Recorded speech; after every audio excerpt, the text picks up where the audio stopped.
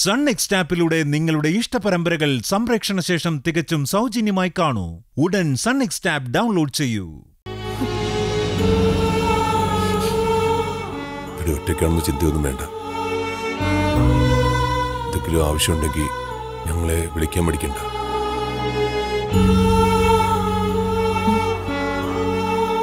ഇറങ്ങട്ടെ.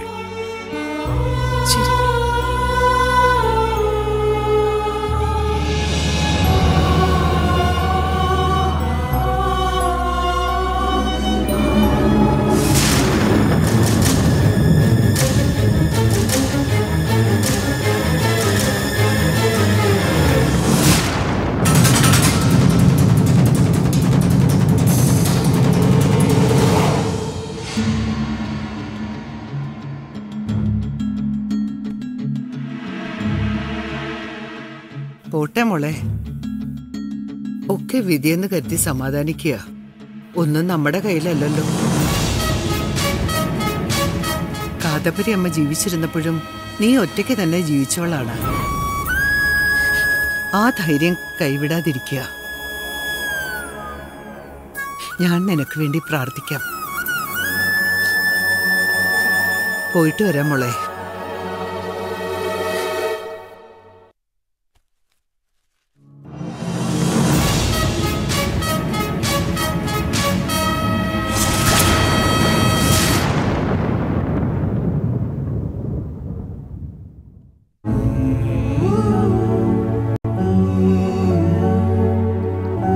ഞങ്ങള് പോയിട്ട് വരാൻ ചിറ്റ്.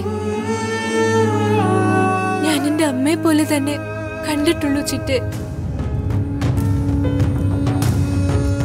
ഒന്നുകൊണ്ട് വിഷമിക്കരുത്. ഞാൻ എല്ലാ ദിവസവും ഫോൺ ചെയ്തോളാം. പോയിട്ട് വരട്ടെ. ശരി മോളെ.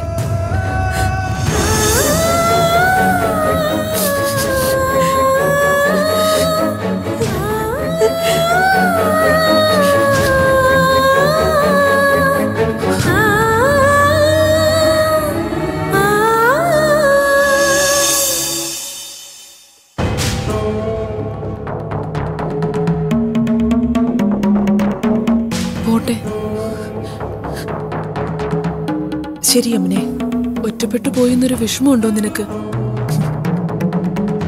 അതൊക്കെ എന്നേ ഇല്ലാതായി. അമ്മയുള്ളപ്പോ ഒരാളുണ്ടല്ലോ എന്നൊരു ധൈര്യം ഉണ്ടായിരുന്നു. പക്ഷെ അന്ന് ഞാൻ തനിച്ചായിരുന്നു.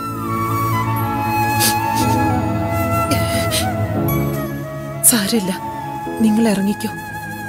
സമയം ഒരുപാട് വൈകി. ശരി.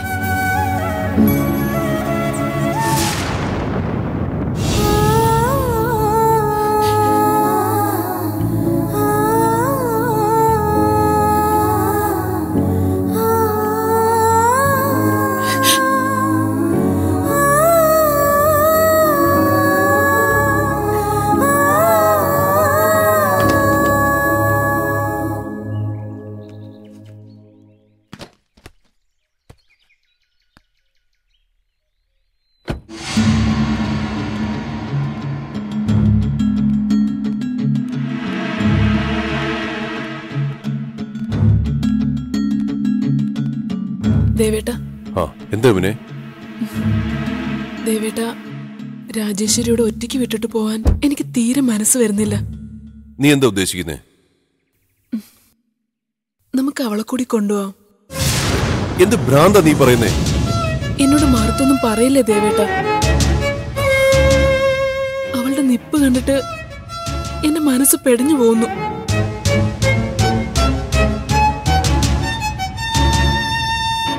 നമ്മളെല്ലാരും ഒന്നിച്ച് ഇവിടെ നിന്ന് ഇറങ്ങി പോകുമ്പോ അവള് വല്ലാതെ ഒറ്റപ്പെട്ടു പോകും ദേവേട്ട. മിണ്ടാനും പറയാനും പോലും ആരുമില്ലാതെ അവളിവിടെ തനിച്ച്. അങ്ങനെ ഒരു അവസ്ഥ എനിക്ക് വന്ന് ദേവേട്ടനത് താങ്ങാൻ പറ്റുമോ?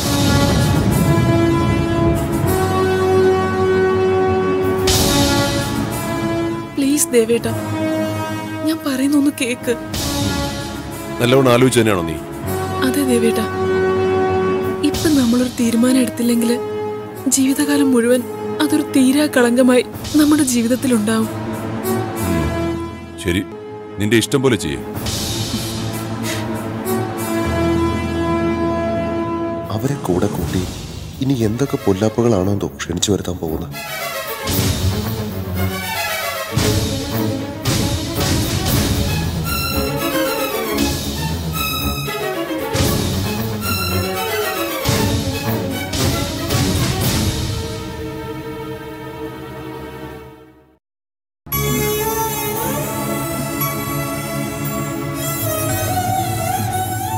നീ ഞാനും കൂടപ്പറപ്പുള്ള പോലെ കഴിയണമെന്നാണ് അമ്മ പറഞ്ഞിരുന്നത്.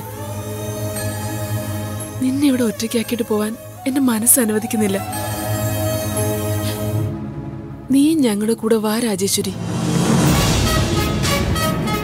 കൂടുതലൊന്നും ആലോചിക്കണ്ട. ഈ വീട്ടിൽ നീ എങ്ങനെ കഴിയുന്നോ അതേ സ്വാതന്ത്ര്യത്തോടെ അവിടെ നിനക്ക് കഴിയാം. ഒന്നിനും ഒരു കുറവും വരുത്താതെ ഞാൻ നോക്കിക്കോളാം.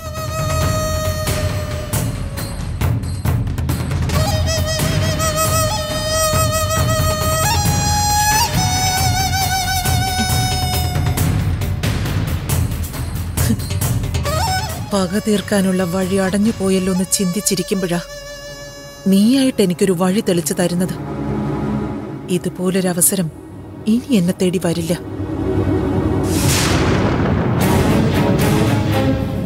സിറ്റി ലൈഫായിട്ട് പൊരുത്തപ്പെടാൻ പറ്റുമെന്ന് ചിന്തിക്കണ്ട. 1-2 ദിവസം കൊണ്ട് അതൊക്കെ അഡ്ജസ്റ്റ് ആവും. നിനക്ക് എപ്പോ തോന്നുന്നോ അപ്പൊ ഇങ്ങോട്ട് തിരിച്ചു വരാം. ഒന്നും ആലോചിക്കണ്ട, ഇപ്പൊ തന്നെ ഞങ്ങളുടെ കൂടെ വാ.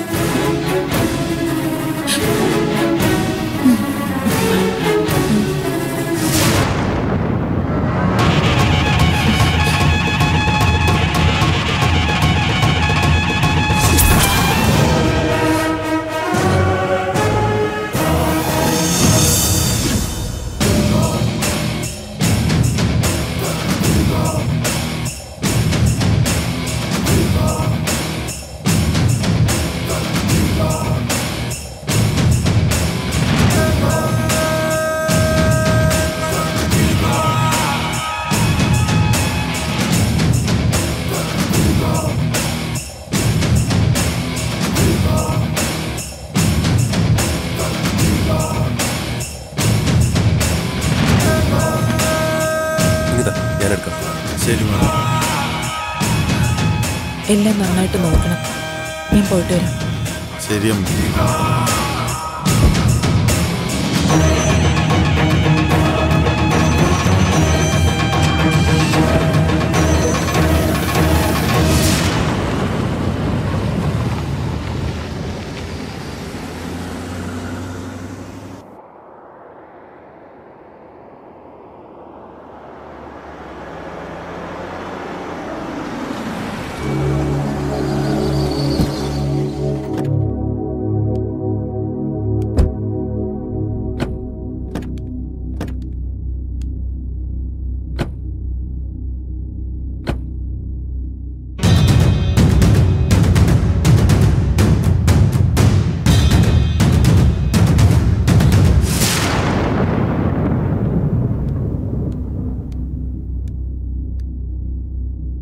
രാജി, ഇടയ്ക്കൊക്കെ അമ്മ അങ്ങനെ വിളിക്കുന്ന കേട്ടിട്ടുണ്ട്.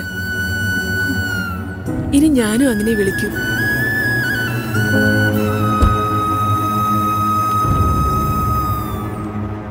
വന്ന കാലിൽ അങ്ങനെ നിൽക്കാതെ കീറി വാ വാ.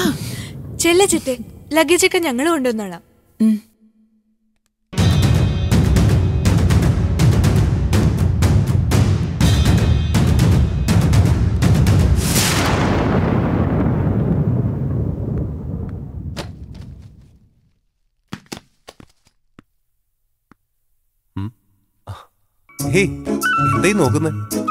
ഒന്നുമില്ല. ആ, ഞാനും കൂടെ ഒരു സഹായത്തിന്. വേണ്ട, ഞാൻ ചെയ്തോളാം. എല്ലാ കാര്യങ്ങളിലും എന്നെ സഹായിക്കാൻ വേണ്ടി മാത്രം ദൈവം ഭൂമിയിലേക്ക് പറഞ്ഞു വിട്ട ആളല്ലേ. അപ്പൊ എന്നെ കൊണ്ടാവുന്ന ചില സഹായങ്ങളൊക്കെ എനിക്കും ചെയ്യാം. മീരയെ സഹായിക്കാൻ മാത്രമല്ല, സംരക്ഷിക്കാനും സ്നേഹിക്കാനും ഒക്കെയുള്ള ചില അഡീഷണൽ ഡ്യൂട്ടീസും കൂടി തന്ന ദൈവം എന്നെ ഭൂമിയിലേക്ക് അയച്ചത്. ആ, താൻ അകത്തേക്ക് ചെന്നു. നമ്മളിവിടെ വർത്തമാനം പറഞ്ഞു നിൽക്കുന്നുണ്ട, പിന്നെ അത് മതി ചിറ്റയ്ക്ക്. നേരാ. വന്നു കയറിയ ദിവസം തന്നെ പാവത്തിന് ഇറിറ്റേറ്റ് ചെയ്യണ്ടല്ലേ? താൻ കരുതുന്ന പോലെ അവരത്ര പാവമല്ല മീര.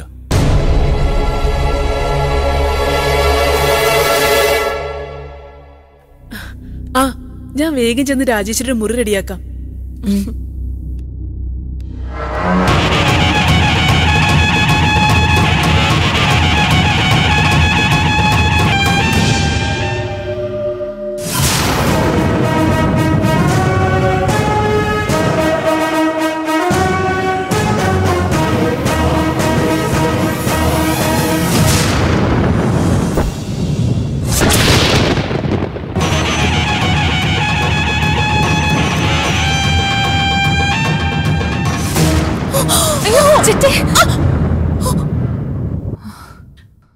ചിറ്റയല്ല, അമ്മ.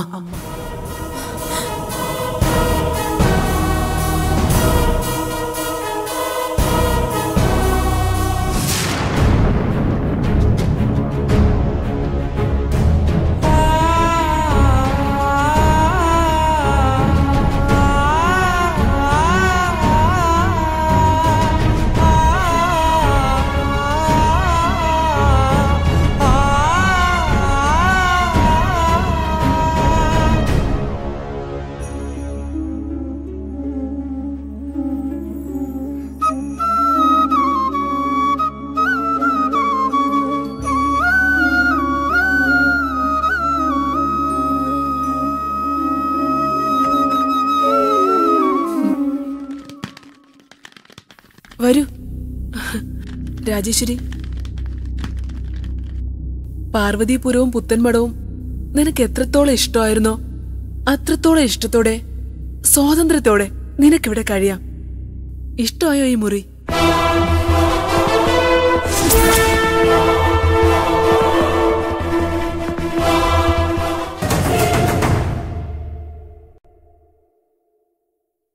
എന്തു പറ്റി നിനക്ക്? വീട്ടിൽ നിന്ന് പോകുന്നത് മുതൽ ഇപ്പൊ വരെ ഒരു വാക്കുപോലും നീ സംസാരിച്ചിട്ടില്ല. അമ്മ പോയതും ജനിച്ചു വളർന്ന വീട് വിട്ടു നിൽക്കുന്നതും നിന്നെ വല്ലാതെ വിഷമിപ്പിക്കുന്നുണ്ടെന്ന് എനിക്കറിയാം. പിന്നെ നാടും വീടും വിട്ടു നിൽക്കുന്നത് സങ്കടം വരുത്തുന്ന കാര്യം തന്നെയാ. നോക്ക്, സംഭവിക്കുന്നതൊന്നും നമ്മളെ കൊണ്ട് തടുക്കാൻ പറ്റുന്ന കാര്യങ്ങളല്ല. പക്ഷേ നമ്മളെ പെണ്ണുങ്ങൾക്ക് ജീവിതത്തിൽ ഒരിക്കലെങ്കിലും ഇങ്ങനൊരു മാറ്റം ഉണ്ടായേ പറ്റൂ. അവസരത്തിനൊത്ത് നമ്മുടെ മനസ്സിനെ പാകപ്പെടുത്തുക മാത്രമാണ് നമുക്ക് ചെയ്യാൻ കഴിയുന്നത്. രാധിക ചേച്ചിയുടെ സാന്നിധ്യം നിറഞ്ഞു നിൽക്കുന്ന ഒരു വീടാണിത്. അത് നീയും പതുക്കെ പതുക്കെ അറിഞ്ഞു തുടങ്ങും. കാദംബരി അമ്മയുടെ സ്ഥാനത്ത് ദേവേട്ടന്റെ അമ്മയുണ്ട് ഇവിടെ. രാധികേച്ചിയുടെ സ്ഥാനത്ത് ഞാനും ഉണ്ട്. സ്വന്തം മക്കളെ പോലെ സ്നേഹിക്കാൻ മീരയും പ്രീതിയും ഉണ്ട്. നമ്മളെല്ലാവരും ചേർന്ന് നിനക്ക് ഒരു കുറവും വരാതെ നോക്കിക്കോളാം. പാർവതീപുരത്തെ പച്ചപ്പും കാളിയാർ ഭഗവതി ഒഴികെ മറ്റെല്ലാം ഇവിടെയുണ്ട്. ആദ്യമൊക്കെ കുറച്ച് ബുദ്ധിമുട്ട് തോന്നും. പക്ഷേ പോകെ പോകെ നീയും ഇവിടെ ഇഷ്ടപ്പെട്ടു തുടങ്ങും. നീ ഇവിടെ വെറുതെ വലിഞ്ഞു കയറി വന്നതാണെന്നുള്ള ചിന്തയൊന്നും വേണ്ട. നിന്റെ ചേച്ചി ജീവിച്ച വീടായത്. രാധികേച്ചിയുടെ വീട് നിന്റെ സ്വന്തം വീടായിട്ട് തന്നെ കാണാം. ഈ വീട് നിന്റെ സ്വന്തം വീടാണെന്ന് വിചാരിച്ചാൽ തന്നെ നിന്റെ എല്ലാ ടെൻഷനും മാറിക്കിട്ടും. അമ്മയെ കുറച്ചു ദിവസം വിളിച്ചോണ്ട് വന്ന് ഇവിടെ താമസിപ്പിക്കണമെന്ന് വിചാരിച്ചിരുന്നതാ. അത് നടക്കാതെ പോയി. നിന്നെ ഇങ്ങോട്ട് കൂട്ടിക്കൊണ്ടുവന്നത് അതിനുള്ള പ്രായച്ചിത്തമായിട്ട് കണ്ടാ മതി. നീ ഒന്നും ആലോചിച്ച് സങ്കടപ്പെടണ്ട, ധൈര്യമായിട്ടിരിക്കും. ഒന്ന് കുളിച്ച് ഫ്രഷ് ആവ്. ഞാൻ ചായ എടുത്തിട്ട് വരാം.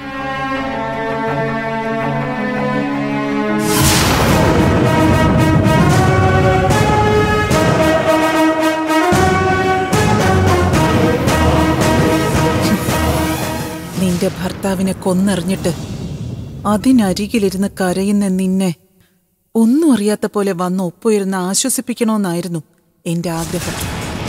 ഇപ്പൊ ആ എന്നെ ആശ്വസിപ്പിക്കാനാണോ നിന്റെ ശ്രമം? നടക്കില്ലടി. എന്റെ ലക്ഷ്യം ഞാൻ നേടും. നേടിയിട്ടേ ഞാൻ മടങ്ങും. അപ്പോഴേ എനിക്ക് ആശ്വാസാവും.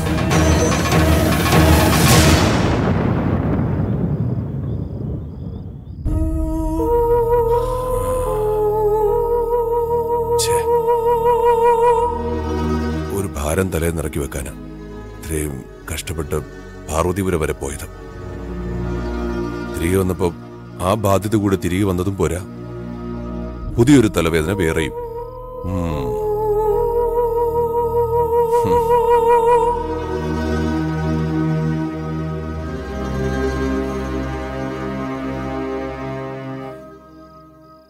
എന്റെ രാധികയെ ജീവിക്കാൻ നിവൃത്തിയില്ലാതിരിക്കും എനിക്കിവിടെ.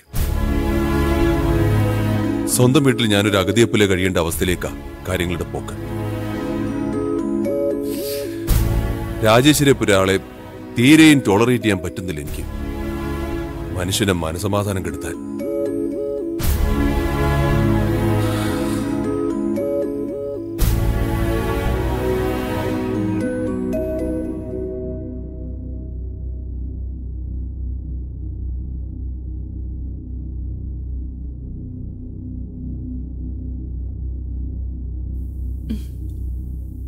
ദേവേട്ടാ, ദേവേട്ടാ, എന്താ ആളിവിടെ ഇല്ലല്ലോ? ദാ ചായ.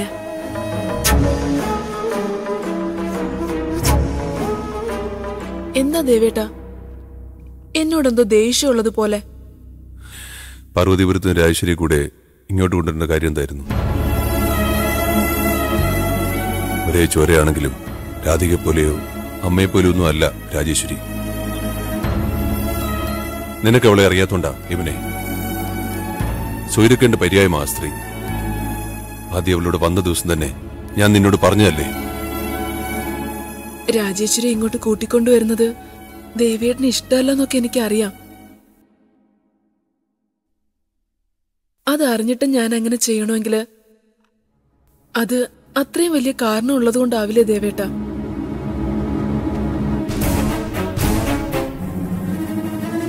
ഒരു നല്ല കാര്യം ചെയ്തിട്ടാണ് ഇത് പറയുന്നെങ്കിൽ അത് മനസ്സിലാക്ക ഇവനെ. ഒരു രീതിയിൽ എനിക്ക് യോജിക്കാൻ പറ്റാത്ത പ്രവൃത്തി ചെയ്തിട്ട് ഇനി അത് നീ കാരണം പറഞ്ഞ് ന്യായീകരിക്കാൻ ശ്രമിക്കുകയാണോ? അല്ല ദേവേട്ട, അങ്ങനെ അല്ല. ഞാൻ ആ കാരണം എന്താണെന്ന് പറയുമ്പോ ദേവേട്ടനും അത് ബോധ്യപ്പെടും. പാർവതിപുരത്ത് വെച്ച് ഒരു ദിവസം അമ്മ എന്നോട് വല്ലാതെ സങ്കടപ്പെട്ട് സംസാരിച്ചു. അമ്മയുടെ വേവലാതി മുഴുവൻ രാജേശ്വരിയെ കുറിച്ചായിരുന്നു. അമ്മയുടെ കാലം കഴിഞ്ഞ ആരോരും ഇല്ലാതെ രാജേശ്വരി അനാഥയായി പോകുമെന്നായിരുന്നു അമ്മയുടെ ആദി. അന്ന് അവൾക്ക് നമ്മളുണ്ടാവുമെന്ന് ഞാൻ വാക്ക് കൊടുത്തു പോയതാ ദേവേട്ട. അമ്മ എന്നെ കണ്ടത് മരിച്ചുപോയ രാധികേച്ചിയുടെ സ്ഥാനത്താ. അവിടെ അമ്മയോടൊപ്പം ചെലവിട്ട കാലം മുഴുവൻ ഞാൻ അനുഭവിച്ചത് ഒരു അമ്മ മകളോട് കാണിക്കുന്ന സ്നേഹമാണ്. അല്ലായിരുന്നെങ്കിൽ നേരിട്ട് ഒരു ബന്ധവും പറയാനില്ലാത്ത എന്റെ പേരില് അമ്മ സ്വത്തിലൊരു പങ്ക് എഴുതി വെക്കോ? എന്ത് പക്ഷ ദേവേട്ട, അമ്മ മരിച്ചു കഴിഞ്ഞ് ആരും ഇല്ലാതെ ആ വലിയ വീട്ടിൽ ഒറ്റപ്പെട്ടു പോയ രാജേശ്വരിയെ എനിക്ക് അവിടെ വിട്ടിട്ട് വരാൻ എങ്ങനെ പറ്റും?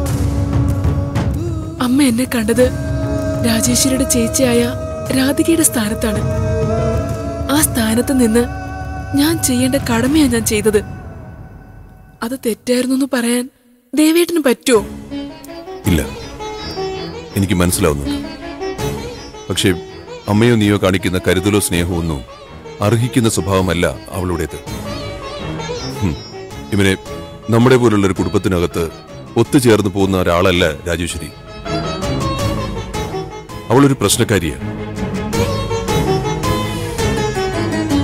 ഇനിയിപ്പോ എന്തായാലും കൂടെ വിളിച്ചോണ്ടൊന്നു പോയില്ലേ, പറഞ്ഞിട്ടെന്ത് കാര്യം? ഏതായാലും അവളെ ഈ വീട്ടിൽ നിർത്തി എനിക്ക് താല്പര്യമില്ല. പിന്നെ ഒതുക്കമുള്ള കൊള്ളാവുന്ന ഒരു വീട് റെന്റിനെടുത്ത് അവിടെ താമസിപ്പിക്കാം നമുക്കവളെ. അത് മതി. അതാവുമ്പോ നമുക്ക് ശല്യമില്ലല്ലോ. അങ്ങനെ രാജേശ്വരിയെ ഒറ്റയ്ക്ക് താമസിപ്പിക്കാനാണെങ്കിൽ അവിടെ പാർവതിപുരത്ത് തന്നെ വിട്ടിട്ട് പോന്നാ പോരായിരുന്നോ? ഇങ്ങോട്ട് കൊണ്ടുവരേണ്ട കാര്യമേ ഇല്ലായിരുന്നല്ലോ. ആ പാവം നമ്മളോട് മിണ്ടിയും പറഞ്ഞും ഇവിടെ നിന്നോട്ടെ. പ്ലീസ് ദേവേട്ടാ. ഇവനെ ഞാൻ വീണ്ടും പറയുക, നിനക്ക് ശരിക്കും അവളെ അറിയില്ല. കുത്തിത്തിരിപ്പും സ്നേഹത്തോടെ ഇരിക്കുന്നവരുടെ പ്രശ്നമുണ്ടാക്കലും പണ്ടേ അവിടെ സ്വഭാവം. ഒരുവിധം സന്തോഷമായിട്ട് കഴിഞ്ഞു പോകുന്ന നമ്മുടെ വീട്ടില് സമാധാനക്കേട് ഉണ്ടാതിരിക്കാനാ ഞാൻ ഈ പറയുന്നത്. യമുനെ, എനിക്കും തനിക്കും ഇടയില് നാളെ പിറ്റേ നമ്മളൊരു പ്രശ്നം ഉണ്ടാക്കാതിരിക്കാനാ ഞാൻ ഈ പറയുന്നത്. മനസ്സിലാക്കണം നീ. നമുക്കിടയില് ആര് വിചാരിച്ചാലും ഒരു പ്രശ്നം ഉണ്ടാവില്ല. നമ്മുടെ സ്നേഹവും ആത്മബന്ധവും ഒരു കാലത്തും ഉടയില്ല. നമ്മളെ തമ്മിൽ അകറ്റാൻ ആര് വിചാരിച്ചാലും കഴിയേയില്ല. പാർവതിപുരത്ത് ദേവേട്ടനെ പിരിഞ്ഞ് ജീവിക്കേണ്ടി വന്ന നാളുകളില് എനിക്കുണ്ടായ ഒരു വലിയ തിരിച്ചറിവുണ്ട്. ദൂരത്തിരുന്നാലും അടുത്തിരുന്നാലും മരണം വരെ നമ്മുടെ മനസ്സുകൾ ഒന്നാ ദേവേട്ട. പിന്നെ വീട്ടിൽ എന്ത് പ്രശ്നം ഉണ്ടായാലും അതൊന്നും ദേവേട്ടന് അറിയാൻ ഇടയുണ്ടാവാതെ ഞാൻ പരിഹരിച്ചോളാം. പോരെ? എന്റെ രാധിയെ പോലെ തന്നെയാ നീയും. എല്ലാവരോടും സ്നേഹത്തോടും അനുകമ്പയോടെയും പെരുമാറാനേ അറിയൂ. പക്ഷേ ഇവനെ എല്ലാവരും അത് അർഹിക്കുന്നില്ല. നീ ഇത്രയും പറഞ്ഞ സ്ഥിതിക്ക് ഇനി നിന്റെ തീരുമാനം തീർക്കാൻ ഞാനില്ല. പക്ഷേ അധികം താമസിക്കാൻ ഞാൻ പറഞ്ഞ ശരിയായിരുന്നു എന്ന് നിനക്ക് മനസ്സിലാവും. അന്ന് നിങ്ങളാരും സമ്മതിച്ചില്ലെങ്കിലും രാജേശ്വരി സ്വയം ഈ വീട്ടിൽ നിന്ന് ഇറങ്ങിപ്പോകാനുള്ള സാഹചര്യം എന്റെ രാധിക തന്നെ ഒരുക്കും. അതിൽ എനിക്ക് വിശ്വാസമുണ്ട്.